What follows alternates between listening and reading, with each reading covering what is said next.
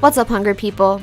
Today we are going to be making pulled pork sloppy joes in the Instant Pot.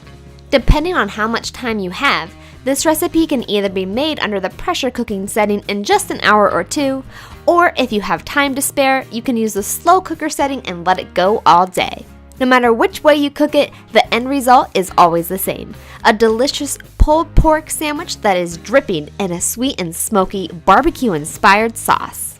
To start, put the Instant Pot on saute mode on the less setting. Drizzle a bit of olive oil into the pot and then add in 2 to 3 pounds of pork shoulder. It's best to cut it into 1 pound chunks for more even searing. If you don't have an Instant Pot, that's totally okay. You can still sear the pork on the stovetop and then transfer it to your slow cooker or crock pot.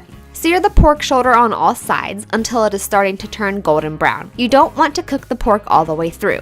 Just cook it enough to render off some of the fat and to get some color on it, and then transfer it to a plate and set it aside. Keep the pork drippings in the Instant Pot and then add the onions and cook them in the pork fat until they are tender.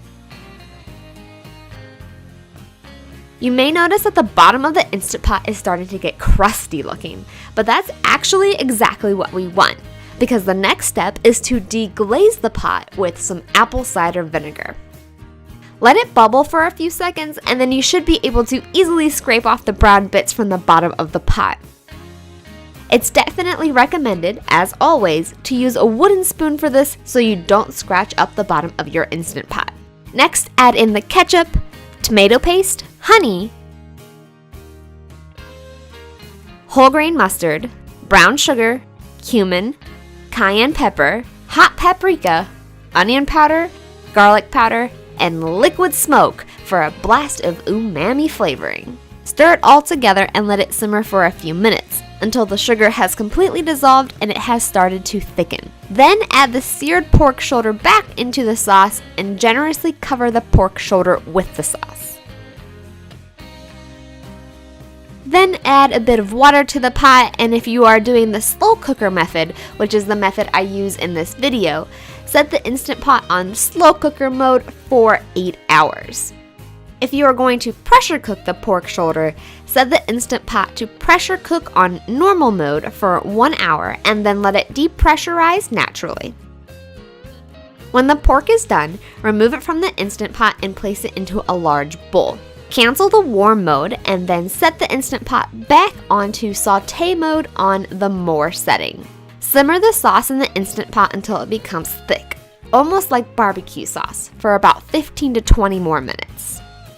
Meanwhile, here's a life pro tip. You can use a hand mixer or a stand mixer with a paddle attachment to easily shred pork shoulder.